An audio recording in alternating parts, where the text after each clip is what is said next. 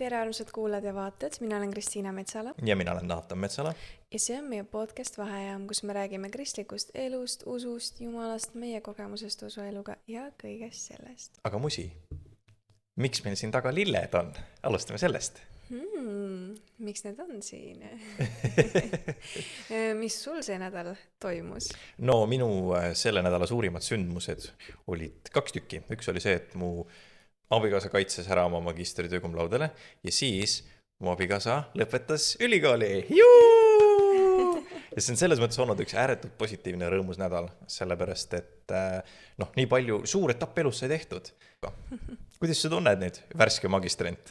Ja see ei ole mulle siiamaani veel kohale settinud täielikult, et ma lõpetasin, aga see oli, ma ei tea, ma ütlen, et ma lõpetasin siis KUSSi ehk kõrgema usuteadusliku seminari magistri esimese lennu ja see oli väga armas ja nagu aktus oli väga armas ja ma pean üleüldse ütlema, et õppimine seal koolis on nii mõnus. Et kui keegi tahab minna teoloogiat õppima, tahab uurida natuke rohkem selliste teemade kohta, siis ma väga soovitan KUSSi minna õppima. Neil on mitte ainult bakalaureuse ja magistrikraad, vaid neil on erinevad sellised mikrokraadid, sa saad lihtsalt ainetest osa võtta, tulla vabakuulajaks ja nii edasi. Et tõesti väga põnevad ained, väga head õppejõud ja üldse teoloogia õppimine andis mulle endale nii palju kaasa. Ja kogu see õhkkond on nii armas, ma ei tea, ma tundsin ennast küll 3 aasta jooksul nii hoitult ja isegi, et meie ei ole EKP liidus, meie kogudus ei ole EKP liidus, siis mul ei olnud nagu tuttavaid seal varasemalt üldse ja siis oli kuidagi, ma ei tea, nii armsalt võeti vastu ja võeti omaks ja kuidagi lihtsalt mõnus hea aeg ja nüüd sai see kraad tehtud ka veel ja cum laudega lõpetasin ja Tubli. Ja. See pingutus oli ikka meeletu ja see oli nii tubli, et sa selle nagu ära tegid. Aga ma pean ütlema, et kooli koha pealt ja isegi mina abikaasana kodus, kui loengud käisid taustal ja ma mingi jalutasin kuskil ringi või asjatasin ja siis kuulsin poole kõrvaga pealt kuskil eemalt mingit netiloengut, siis isegi mina sain sealt palju. Nii et ma igati soovitan täpselt samamoodi, ma arvan, et see on väga väärt ja hea ülikool. Täpselt. Aga ja sellepärast meil episood tuleb täna ka natukene hiljem ülesse, sellepärast et on nii palju asju on toimunud. Palju elu on selle nimi, aga see on okei. Aga tegelikult see ongi väga normaalne osa meie kristlaseks olemise puhul ka, et meil on vahepeal kiiremad perioodid ja ikka tegeleme teenimistööga, nii nagu jõuame, on ju. Ja see lähebki väga kokku meie tänase episoodiga, milleks on elamine Jumalale. Just nii. Väga huvitav teema, väga süke põnev, sellepärast, et see on nüüd süke hea jätkuepisood sellele eelmisele osale, kus me rääkisime päästmisest. Sellepärast, ja see ei ole nüüd mõeldud ainult nendele, kes eelmine kord päästetud said loomulikult, aga üleüldiselt see on lihtsalt hea jätk sellele. Ja me kuidagi mõlemad tajusime, et Jumal pani meile südamesse, et nüüd me peaks rääkima sellest, et mis siis nüüd edasi saab tegelikult, on ju. Ja siis täna me räägime sellest, kuidas elada oma elu Jumalale. Hakkame vaatama. Ja nagu pealkiri ka ütleb, et 5 tõsiasja elamisest Jumalale, umbes niimoodi ma sõnastan vist seda ümber. Ma nägin nii ägedalt, kuidas Janno tegi Karjase kohvis, ka pani pealkirjaks 5 tõsiasja raskete aegade kohta elus. Ja siis nii torkas silma, mõtlesin, kuule, teeme ka ühe episoodi niimoodi sihukese pealkirjaga. Aga võtame siis need 5 tõsiasja ette, on ju. Esiteks, alandlikkus. On nii lihtne rääkida Jumalast, aga nii keeruline elada vahest talle, sest et elamine Jumalale tähendab suremist iseendale. Ja sa lõpetad selle elu elamise, mida sina nii väga armastad ja võtad vastu selle elu, mida Jumal armastab. Ja selleks on vaja alandlikkust. Kui sul ei ole alandlikkust, siis sul ei ole kannatlikkust Jumala juhatamiseks, Jumala korrigeerimiseks ja su elu ei saa kanda seda vilja, milleks Jumal sind kutsunud on. Ja sellepärast elamine Jumalale algab alandumisest talle. Täpselt nii, selle mõttega ma tahan rõhutada sellega, et kui sa elad või alandud Jumalale, siis sa annad ära tegelikult väga suure osa enda egost. See on nagu iseenda ja oma ego ja oma tahtmiste maha panemine. Ja ühtlasi sa annad ära selle idee, et sina tead elus kõige rohkem ja kõige paremini, mis on nagu hea ja mis on nagu kõige parem sulle, eks ole, või kus sa üldse olema peaksid, mis üldse tegema peaksid. Et see on, nagu sa ütlesid väga õigesti, väga selle suremise protsess. Ja me tunnistame selle läbi tegelikult, et Jumal on meist kordades targem. Ja naljakal kombel, kui me seda teeme oma elus, siis nagu selle tulem hakkab üsna kiiresti avalduma, sellepärast et Jumal ütleb, et ahah, sa saad aru, kuidas asjad õigesti käivad, nüüd ma hakkan sind õnnistama ja näitama sellest, nagu mis tegelikult on oluline, sa saad tarkust, sa saad juhatust, kõiki neid asju, aga see kõik algab, nagu sa ütlesid, alandumisest. Aga kui me räägime alandumisest edasi, siis üks järgmine hästi oluline komponent, number 2 peatükk tegelikult siin juures on puhas elu. Ja see tuleb kohe pärast alandumist. Aga äkki, kallis, sa räägiksid meile, et kuidas ja miks kuulub puhas elu Jumalale elamise juurde?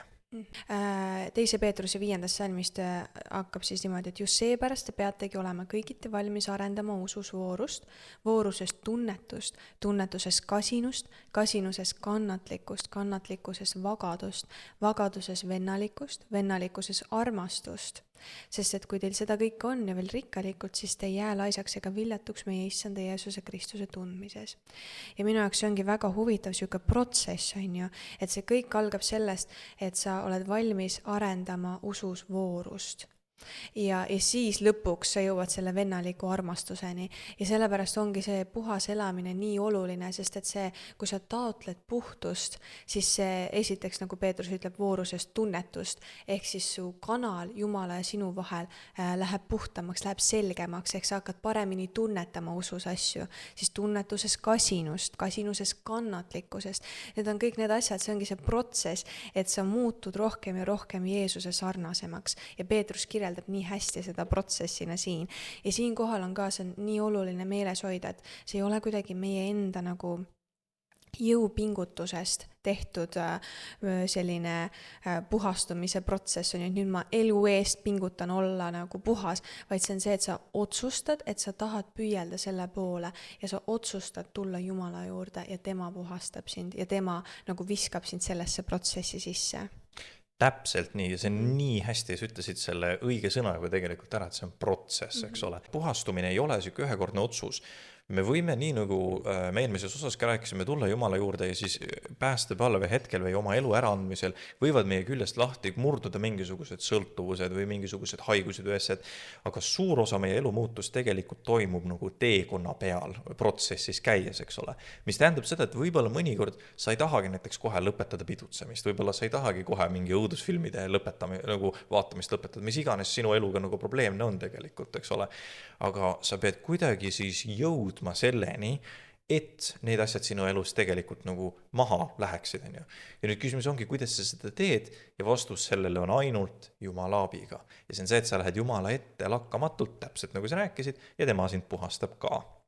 On oluline nüüd teada selle juures seda, et see nõuab tegelikult teataval määral distsipliini ja otsustusvõimet. Ja siin on üks väga sükene lahe lugu tegelikult, mida üks piiskop Maria Manuel rääkis oma jutluses. Ja ta tõi üks ägeda loo maja andmisest, et oli majaomanik ja siis üks päev Jeesus koputas ukse peale. Majaomanik tegi ukse lahti, vaatas, Jeesus on seal, ütles, ja Jeesus, näed, ma annan sulle ühe toa oma majas, tule võta see. Jeesus võttis selle toa.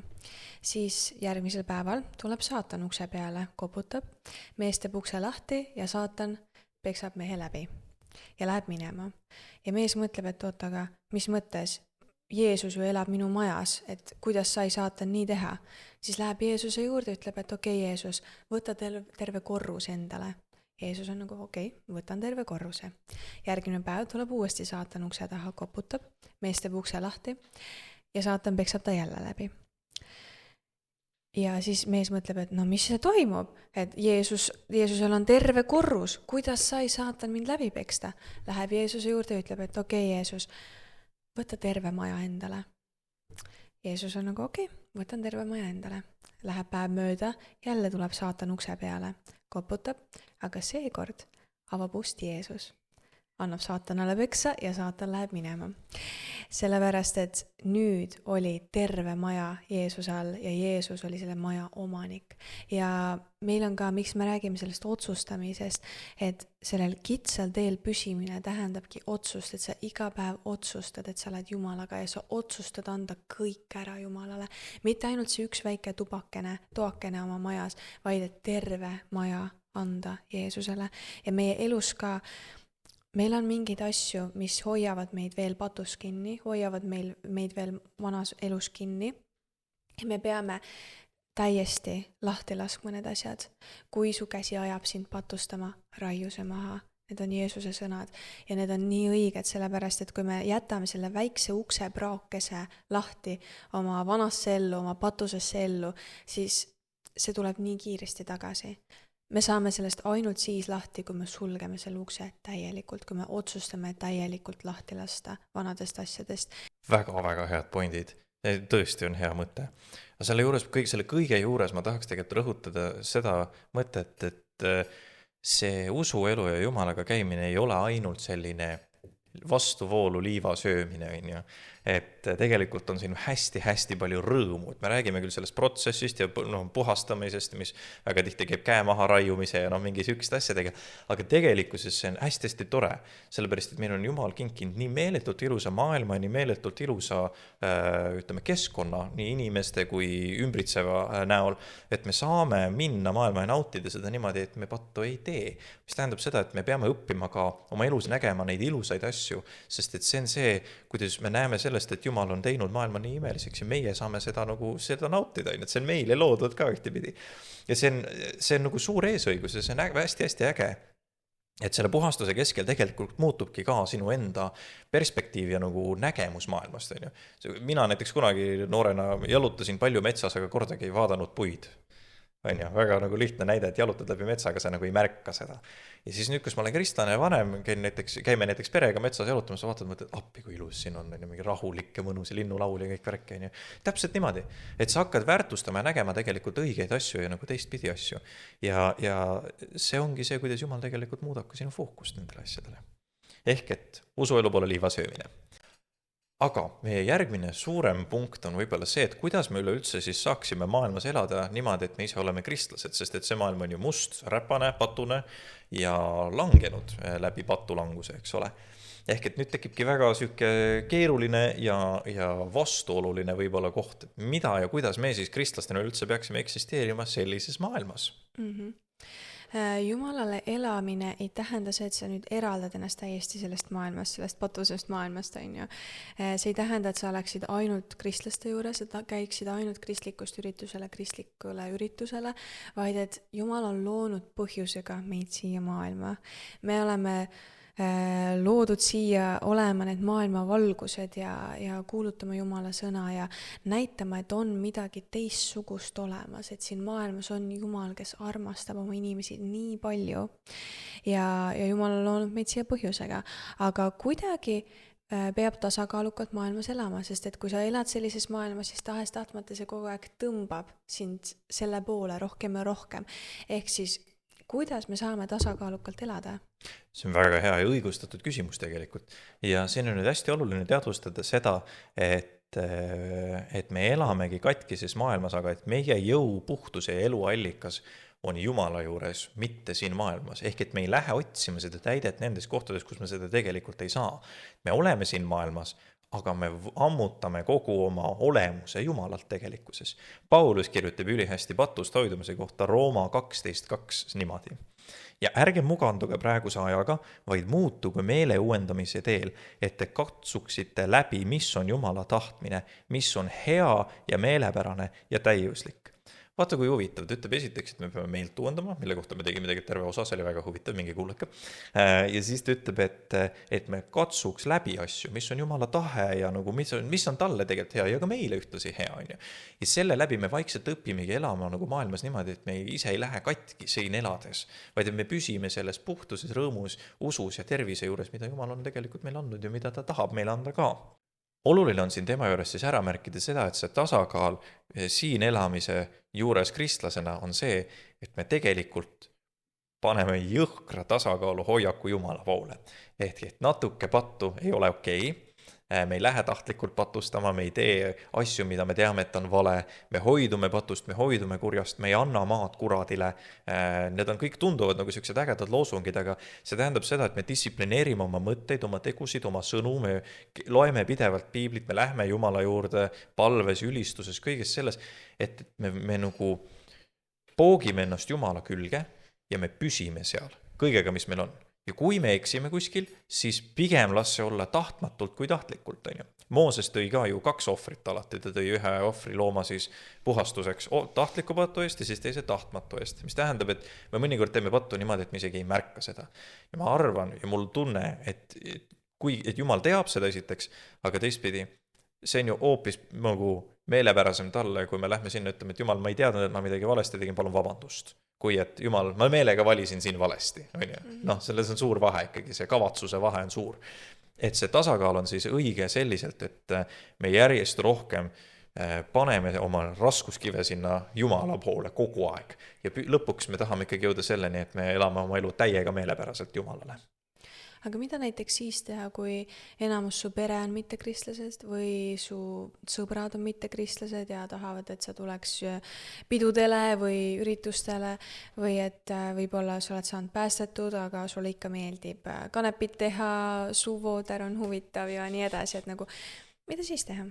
Vot see on nüüd väga hea küsimus, väga õigustatud küsimus ka, sellepärast, et seda ikka alatihti juhtub. Esiteks, palju õnne, siis sa oled esimene mitmete seast, kes on päästetud, on ju. Sul on nüüd eesõigus nad kõik ülejäänud tuua ka Jumala juurde, juhu. Aga oluline on nüüd see, et sa pead vaatama ja valima natukene oma seltskonda. Pere puhul muidugi ma ei ütle, et hülga oma perekond, seda nagu sa ei saa teha ja ei tohikski teha, kui ei ole just tegemist äärmislike, näiteks ohtlike olukordadega või niimoodi. Aga see on natuke teine teemaga. Et sõprade puhul ma ütleks, et sa pead vaatama, et sa oleksid ümbritsetud ka inimeste poolelt, kes ikkagi toetavad sinu usku, olenemata sellest, kas nad on ise usklikud või ei ole. Minul on näiteks ilmalikke sõpru, kes väga respekteerivad, austavad ja armastavad seda, et ma olen kristlane, aga ei oota, et ma kuidagi läheksin kaasa nende rumalustega või nende elustiili või mõtetega. Ja see on nagu oluline tegelikult. Aga samal ajal ma teadvustan, et kui ma kogu oma aja ainult nendega veedaksin, üldse ei oleks kirikus või teiste kristlastega või kuidagi ei oleks, osadust ei peaks, eks ole, teiste inimestega, kes on kristlased, siis varem või hiljem nad mõjutaksid mind nii palju, et ma ilmselt hakkaks ka samamoodi mõtlema, elama ja käituma nagu nemad. Mis tähendab, et ma pean ikkagi vaatama seda mõjutust iseenda elule, nii pere kui sõprade poolt, ja ma pean nagu teadlikult kaardistama seda, et okei, et mul on vaja ikkagi veeta oma aega ka kristlastega. Sellepärast, et see väärtuskonflikt seal sees tegelikult ilmalike ja kristlaste vahel on, see on ikkagi väga nagu kõva, on ju. Et Piibel õpetab meile ka, et valgus ei saa eksisteerida seal, kus on pimedus ja pimedus ei saa eksisteerida seal, kus on valgus. Ja me peame valima ühe või teise. Ja kuna me oleme valinud valguse, siis me peame ka valguse poole hoiduma. Aga mis sa arvad? Mida peaksid inimesed tegema siis, kui nad on ümbritsetud näiteks ilmalike poolt, nii võib-olla, et nad ei oleks mõjutatud selle poolt? Ma arvan, et esiteks on väga okei, kui meil on mingisugused mittekristlasest sõbrad, sõbrannad, pereliikmed, aga minu soovitus võib-olla siia juurde, olles ise pärit niimoodi mittekristlikust perest ja niimoodi, et mul on palju mittekristlasi ümber, on see, et võtta endale poole rohkem kristlasest inimesi ümber. Et kui sul on näiteks 2 mittekristlasest sõpra, siis vaata, et sul oleks 4 kristlasest. Võta näiteks, ma ei tea, naisteka, meesteka grupp, on ju, sa ei pea nagu individuaalselt niimoodi nii paljude inimestega nii lähedalt sõber olema, aga vaata, et sul oleks mingid kristlikud kogukonnad, koguduses suhtle inimestega, mine naiste-meeste gruppi, piibligruppi kuskile, leia endale kristlasest häid lähedasi inimesi ümber ja vaata, et see tasakaal, et sul oleks kristlasi rohkem kui ilmalikke, et siis sa suudad seda, minu arvates vähemalt, siis sa suudad seda tasakaalu hoida, et sa saad piisavalt palju head mõjutust, et toime tulla võib-olla sellises negatiivsemas keskkonnas. Ma ütlen nagu, mitte et mittekristlased oleks negatiivsed või niimoodi, aga ma lihtsalt ütlen, et vahepeal võib vaimselt olla raskem olla ümbritsetud mittekristlastega, et see nagu vaimne raskus on minu arust üks selline põhiline asi, mida mina olen märganud. Täiega kusjuures on küll ja vaata, siin on ka oluline ära märkida, sa ütlesid nii kenasti, sa pead tegelikult nagu suhtuma inimlikult nendesse, on ju ka, mittekristlastesse, aga ometigi, mis mind ennast aitab ka selle puhul on see, et ma nagu teadvustan endale alati, et mittekristlased ei ole kohustatud mõtlema nii nagu mina, sest nemad ei ole kohtunud Jumalaga, nad ei saa aru sellest, on ju, mida mina mõtlen ja kuidas ma mõtlen. Ja kui ma mõtlen natukene seda moodi, ilma et ma ise peaks ennast jõle eriliseks nende keskel, on ju, siis see kuidagi aitab mul olla rahulik selle juures, et okei, et ma olengi natuke teistsugune ja see on nagu fine, on ju. Ma arvan, et see on ka selline koht, kus me õpime aktsepteerima seda, et me oleme kristlased ja me olemegi natuke teistsugused, see on selline elukestev muutuse osa, eks ole. Aga osa elamisest Jumalale kristlasena siin maailmas on evangeliseerimine ja teenimistöö. Need on kaks meeletut olulist asja, sest et me kõik oleme kutsutud Jumala sõna kuulutama. Ja ma võib-olla alustuseks loengi kohe selle ära, sest et Jeesus esitab meile siin ühe väga olulise kutse ja ülesande enne, kui ta Jumala juurde läks pärast üles tõusmist. Ja ma loen Mattuse 28, 19 ja 20. Minge siis tehke jüngriteks kõik rahvad, ristides neid isa ja poja ja püha vaimu nimesse ja õpetades neid pidama kõike, mida mina olen teil käskinud. Ja vaata, mina olen iga päev teie juures ajastu lõpuni. Ja vaata, see on nüüd see koht, kus Jeesus ütleb jüngritele ja meile, minge tehke jüngriteks kõik rahvad, minge kuulutage Jeesusest. Nüüd hästi oluline on küsida siis endalt, kuidas seda teha, kuidas sa teed teenimistööd, kuidas sa siis evangeliseerid. Ja tegelikult see õige vastus on see, et me kõik teeme seda natukene unikaalsel viisil, sest et me kõik ei ole ju samasugused, mis tähendab, et me mõtleme natuke erinevalt, me käitume natuke erinevalt ja nii edasi. Aga mul on tunne ja minu kogemus ja elu ja ka piibel näitab seda, et kuidas me avastame enda kutse ja oma teenimistöö, kus me peaks olema ja mida me peaks tegema, see asub kuskil võimaluste ja soovide ristteel. Mis tähendab, et me palvetame Jumalaga ja me küsime Jumalalt esiteks, et isa, mida sina tahaksid, et ma teeksin? See on kõige esimene, see on kõige number 1. Ja siis me ka natuke kaardistame, vaatame, et okei, milline inimene ma olen, millised unistused mul on, mida ma tegelikult tahaksin teha. Kui sa oled hästi jutukas, sulle meeldib inimestega suhelda ja sulle meeldib hästi palju reisida, näiteks 3 asja, tõenäoliselt sa oled evangelist, siis sa lähed tänavale kuulutama Jumala sõna, see on nagu tõenäoline.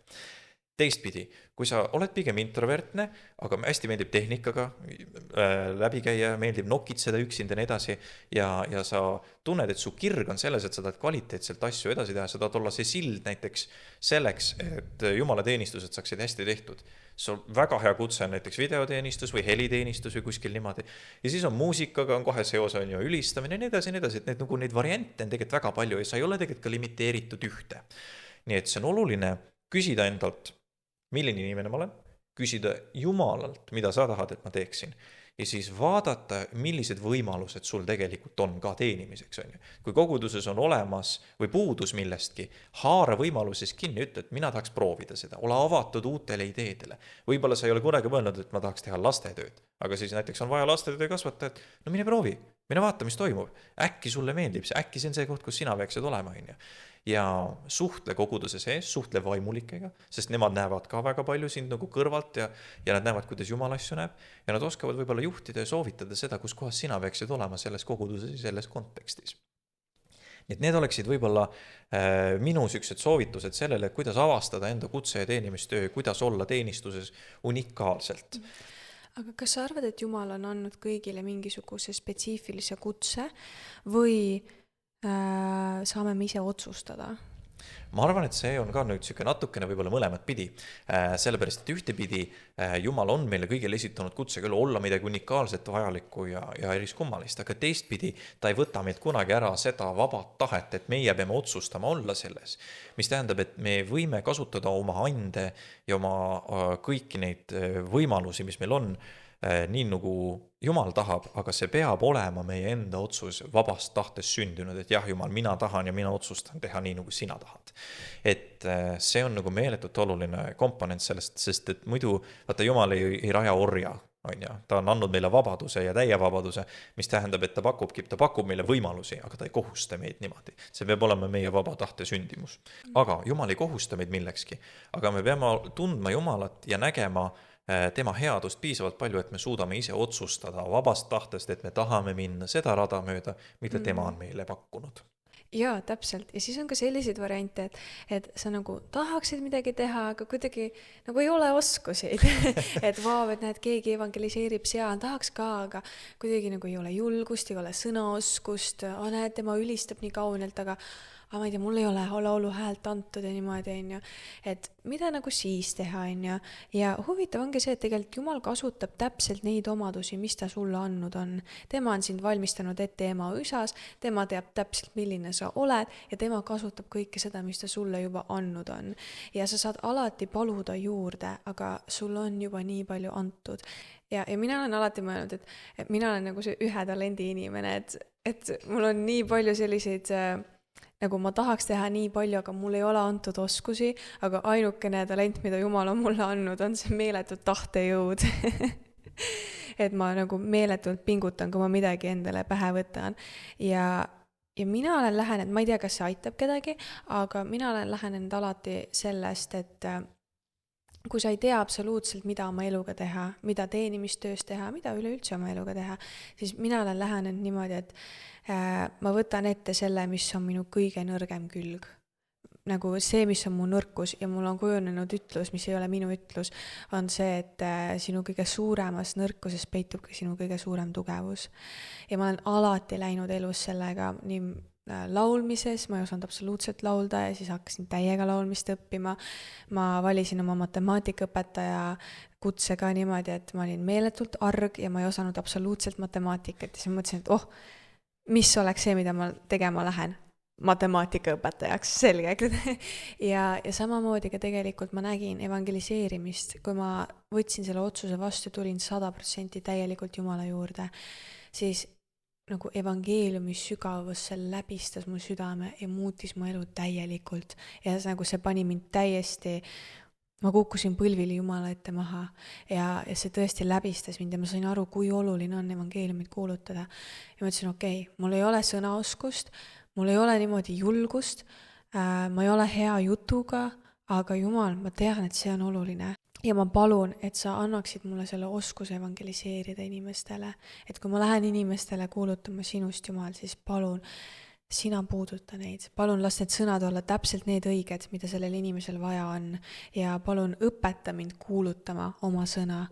Ja see oli nii naljakas tõesti, sest ma kartsin nagu rääkimist terve elu ja kartsin ka niimoodi kaamera ees olla ja ma absoluutselt ei tahtnud ennast kuskile esiplaanile panna. Ja siis nii juhtus, et kui sa midagi palud, siis Jumal ka annab sulle selle ja vaikselt Jumal treenis mind ja siis, kui ma olin selle palve ära palunud, siis läks mõnda aega mööda ja juba ma avastasin ennast tänavatel kuulutamas inimestele Jumalast, et see suvalistele inimestele lähed koeraga õue ja siis järsku Jumal näitab, näed see inimene, mine kuuluta talle. Ja siis hakkasime podcasti tegema ka. Et mõtle korra sellele, et kui sa ei tea või kui sa tunned, et sul ei ole oskusi või sul ei ole antud nii palju kui teistele, vahet ei ole, see ei olegi meie töö, see on Jumala töö läbi meie. Ja sina pead lihtsalt ütlema, jah, Jumal, kasuta mind. Ja siis ta hakkab treenima sind. Ja see ongi nii lihtne tegelikult, sa lihtsalt lähed Jumala ette ja palud neid asju Jumala käest. Ja kes palub, sellele antakse. Täiesti. Ma olen nagu 100% nõus sellega. Mulle tohutult meeldib see sama, et vaata see, mis sa ütlesid, et kui sa valid teha need asjad, milles sa nõrk oled, siis nendest peitub tegelikult sinu tugevus. See kinnitus sellele on ka see, et mida mina olen avastanud ja mida ka tegelikult nagu näiteks psühholoogia kinnitab, on see, et kõige raskemates väljakutsetes peitub tegelikult kõige suurem tähendusrikkus meie elu jaoks ka. Mis tähendab, et kui sa valid teha raskeid ja keerulisi asju, siis sa avastad, et appi mu elul on nii suur eesmärk ja mõte tegelikult, ja sa leiad selles mingisuguse sükse tähendusrikkuse oma enda elu jaoks, on ju. Et kui sa tunned isegi oma elus, et sul ei ole mingit sihti, siis see teha midagi rasket, keerulist, võtta ette, hakata vaikselt nokitsema näiteks oma enda nõrkuste kallal väga hästi, see on tohutult tähendusrikas. See annab sulle väga hea sihi elus tegelikult ka. Nii et 2 käega toetan seda mõtet. Aga teenimistöös on väga oluline osa just see tasakaalu leidmine ka. Mis sul selle kohta öelda oleks, Natu? Tasakaal on nagu iga teine kaal, et see peab olema õige numbriga. Et tasakaaluga sa pead tegelikult suutma teenimistööd teha pikalt. Ehk et sa pead ennast nagu, su lähtepunkt peab olema niipidi, et sa ei põleks homme läbi. Sul tuleb teha teenimistöö asju nagu niimoodi pika perspektiivi ja jätkusuutlikult. Niimoodi, et see mahub sinu elu konteksti. Meil on laps, meil on kool, meil on töö, meil on kodu, meil on kõik muud asjad ka. ja siis me teeme podcast'i, on ju. Kui me nüüd otsustaksime, et nii, homsest hakkame kirikut rajama, et sina juhid ülistust ja hakkad teoloogilist õpetust järgima ja mina hakkan veebilehte arendama ja siis panema kõike sinna juurde ka veel ja otsime kirikuruumid ja siis hakkame rahvast.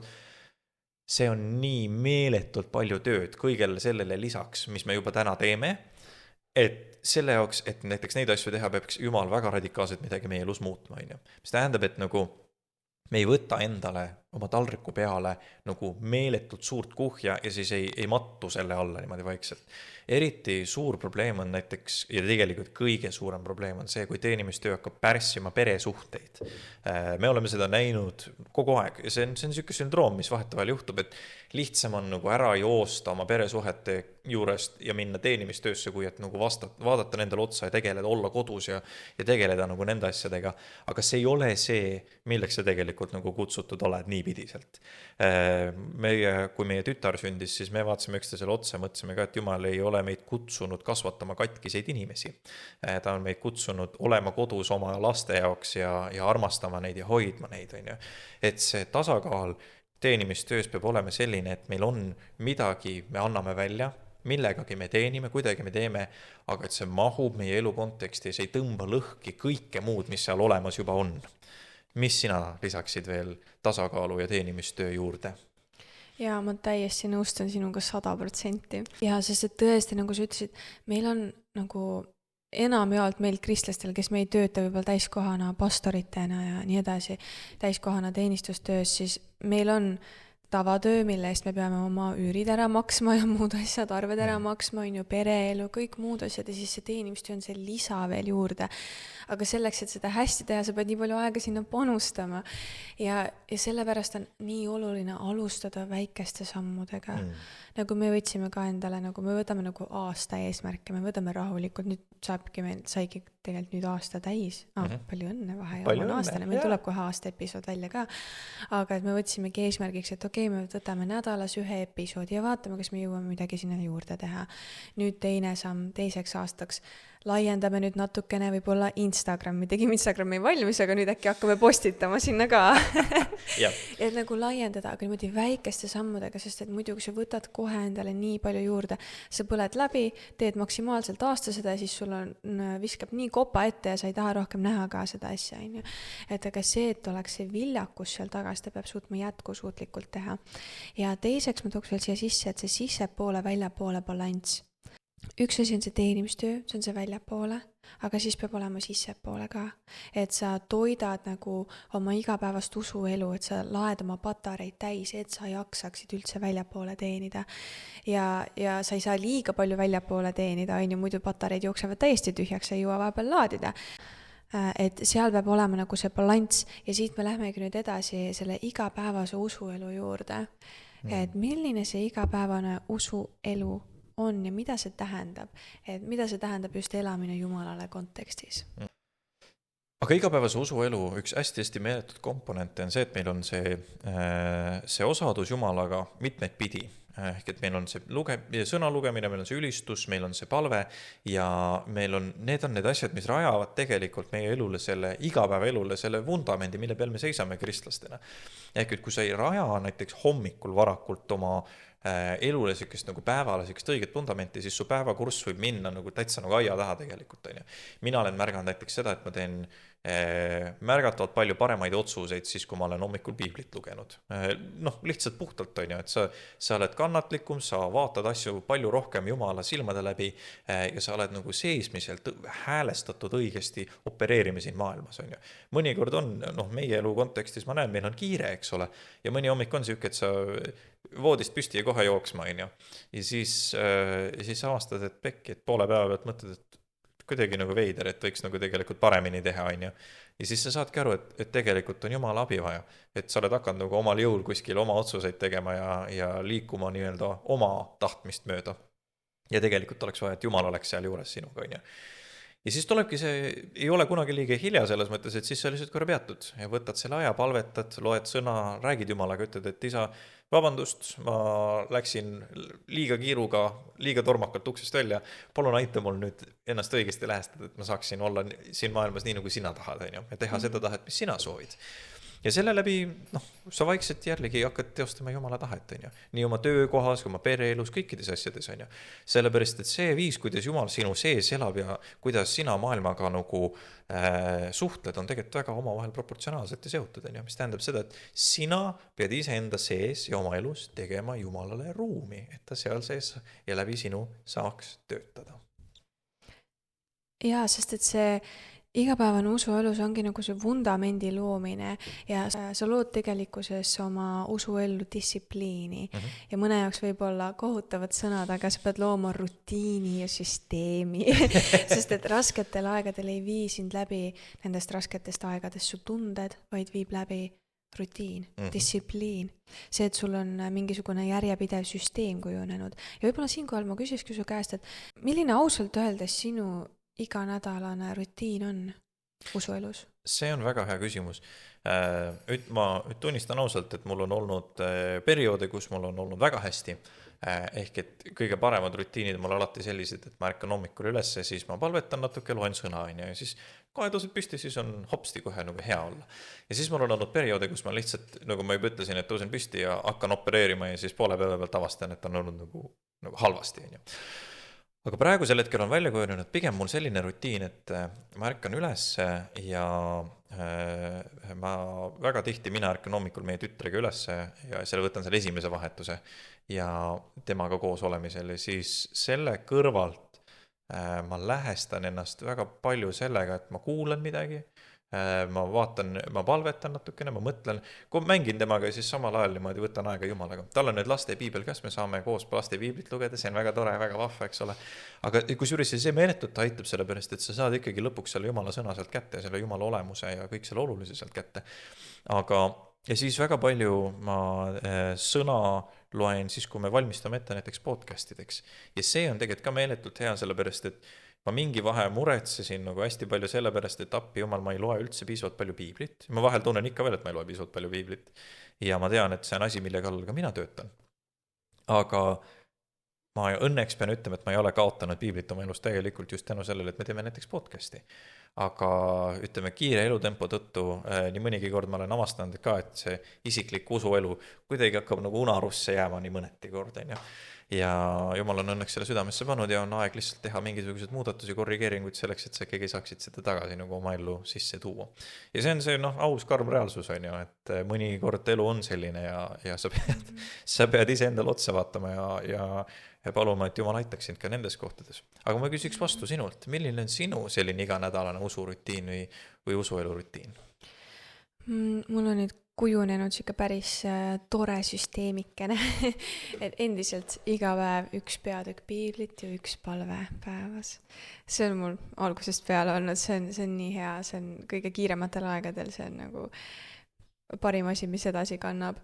Ja siis kord nädalas teen ka sellist piibli uurimist, kas see on nagu piibli peatükkide uurimist või siis uurin üleüldiselt kristliku ajaloo kohta. Mulle väga meeldib õppida ja väga meeldib aru saada, teada, ma uurin erinevate teoloogiliste kontseptsioonide üle, uurin ajaloo kohta, näiteks just uurisin, kuidas algkoguduse ajal, mis olid need erinevad tagakiusulained, mida mingitel aegadel tehti kõige rohkem, kuidas siis kirik kui riigivõim kujunes ja nii edasi, kuidas piibel pandi kokku ja nii edasi, nii edasi. Need on väga nagu huvitavad teemad ja ma väga tõesti armastan nagu uurida kõike seda. Ja siis mul on ka väga oluline osa olnud algusest peale paastumine, et hetkel ma paastungi üle nädala, täis pika päeva, 24 tundi ja tõesti see on minu jaoks olnud hästi oluline osa ja nagu kogu sellest puhastusprotsessist ja paastumine kuidagi, Jumal mitte ainult ei puhasta sind, aga nagu valmistab sind ette ja ma tunnen ka, et Eestimaal on mingi meeletu ärkamine tulemas. Ja meil kristlastel on vaja kuidagi valmis panna ennast ja sellepärast me võtsime ka selle teema elamine Jumalale ja miks on nii oluline see igapäevane usuelu on ju, et kuidagi Jumal valmistab ette töötegijaid ja kutsub tagasi inimesi enda juurde ja mingi väga-väga huvitav eriline aeg on tulemas siin Eestimaal ja kuidagi paastumine on lihtsalt minu jaoks olnud see üks asi, mida nagu tähendab, ma ei naudi seda, kui sa paastumise sees oled. See on, iga kord on päev enne paastumist, oi appi, nüüd tuleb paastupäev. Aga pärast seda on see, et vau, et Jumal sai jälle nii palju teha minu sees. Jaa. Et see on nagu siukene minu selline kõige tavalisem rutiin, et kui on aega rohkem ja natukene lihtsamad perioodid kui kooli lõpetamine ja muud asjad, siis jõuab rohkem asju teha, aga siuke baasasjad, et vali ka endale väikesed asjad ja samm haaval saab alati juurde võtta neid asju ja ehitada seda rutiini. Täpselt, kusjuures. Ja siis see leiad ka kohti, kuhu nagu ma elus külge pookida neid asju. Ma unustasin enne täitsa mainida, et ma näiteks kuulen jutlusi siis, kui ma lapsega jalutan õues, on ju. Et noh, väga hea võimalus on ju, jalutad vankri või jalgratta või millega kõige lükkad ja siis klappidest kuulad mingid ägedat jutlust. See on nagu suurepärane võimalus, et nagu ära loo oma elu lahus usuelust. Integreeri need kaks asja nagu omavahel kokku, sellepärast, et sinu nagu usuelu on ju meeletult suur osa sinu elust, on ju, et see peaks olema nagu normaalsus, on ju, et see on see, kuidas sa kristlasena tegelikult nagu peaksid normaalselt elama siin maailmas. Aga mis on sinu üks nagu kõige suurimaid õppetunde just oma igapäevase usuelu juures? Ära kaota ära Jumalat oma elust, igapäevaelust. Ehk et isegi kui sa ei ole piiblit lugenud, isegi kui sa ei ole õigesti teinud, isegi kui ükskõik mis nagu su elu igapäevases toimub, on ju, alati keera oma pilk tagasi Jumala juurde, alati mine tagasi sinna Jumala juurde ja alati hoia kinni sellest, mida Jumal on sulle öelnud. Et kõige ka kiirematel ja raskematel aegadel, kus sul on täiesti tegeled ilmalike asjadega näiteks, on ju, mis ei ole üldse kuidagi seotud võib-olla pealt näha Jumalaga, ära kaota selle sees ära Jumalat ja kui sa oled, ära unusta tagasi minna tema juurde. Ehk et nagu tahtlikult hoia ennast Jumala sees kogu aeg ja pöördu alati tagasi tema poole, kui sa veel ei ole selles tema perspektiivis või tema arvamuses. Ja kunagi ei ole liiga hilja, et kui sa oled nagu isegi õhtul mõtled pekki terve päev panin niipidi, oleks võinud tegelikult teistpidi minna, vahet ei ole. Täna sul on veel aega paluda, sul on veel aega lugeda, sul on veel aega midagi teha ja siis isegi kui sa magama lähed, homme on uus võimalus teha asju paremini, on ju. Et nagu võtta, ära kanna ise ennast maha, saa aru, kus sa oled eksinud ja siis pöördu täiega Jumala poolde. Ma ütleks, et see on see, mida ma olen nagu õppinud, eriti nagu kiire elutempo puhul, mis on hästi-hästi oluline. Aga kuidas sinul? Mis sina oled leidnud, et on kõige suuremad õppetunnid sellise igapäevause usuelu juures? On nüüd meeles hoida seda, et Jumal ei ole pahane su peale. Mind ennast hoidis nii palju tagasi see, et kui paariks päevaks tead jätsid piibli lugemise kõrvale või kuidagi ei tundnud ennast nii kristlasena ja siis tunned, et okei, et Jumal on kindlasti pahane mu peale, et oi, ma tegin midagi, oi, ta on nii pahane mu peale, nüüd ma pean 100 korda palvetama enne, kui ma saan piiblit lugeda, et ma pean enne ruttu puhtaks saama ja pühaks saama ja siis ma saan tulla Jumala ette ja siis sa saad aru, et see puhtus on tagajärg hoopis, see ei ole põhjus ja sa tuled Jumala juurde nii, nagu sa oled. Sest et ta on juba maksnud hinna sinu eest ja ta armastab sind sellisena, nagu sa oled ja ta tõmbab sind enda juurde ja tema on see, kes puhastab sind ja tema on see, kes hoiab sind ja sinu ülesanne on ainult öelda jah Jumalale, tulla Jumala ette, avada oma piibel, olla valmis arendama seda suhet Jumalaga ja tõesti meil kristluses me peame endal meeles hoidma, et meil ei ole tegemist käsureligiooniga, vaid on lunastusreligiooniga. Meie põhifookuses on suhe Jumalaga, see, et meil ei ole vaja koguda varandust siia maailma, vaid koguda aardeid taevariiki ja me arendame oma suhet Jumalaga ja tuleme, ütleme jah talle ja tuleme rohkem tema juurde. Jaa, sa ei saa välja teenida Jumala armastust, ta juba armastab sind. Täpselt. Ja see on elamine Jumalale põhifookus ka. Just, aga vaata niimoodi me elamegi tegelikult oma elu Jumalale ja see käibki läbi selle, et alguses me alandume Jumala ees, siis me elame oma elu puhtalt, siis me vaatame, kuidas me saaksime siin maailmas elada niimoodi, et maailm meid ei mõjutaks, aga meie mõjutaksime seda maailma, oleksime see valgus siin ja siis me evangeliseerime ja lõppude lõpuks me vaatame ikkagi selle peale, et meie igapäevane usuelu oleks alati paigas ja sest et see on see, mille peal me seisame ja see suhe Jumalaga tulebki meil igasest päevast. Väga hästi võtsid kokku meie tänase teema ja tõesti nende mõtetega me lõpetamegi ja me täname, et vaatasite seda episoodi ja teadke, et meie armastame teid, aga Jeesus armastab veel rohkem ja näeme juba järgmine nädal.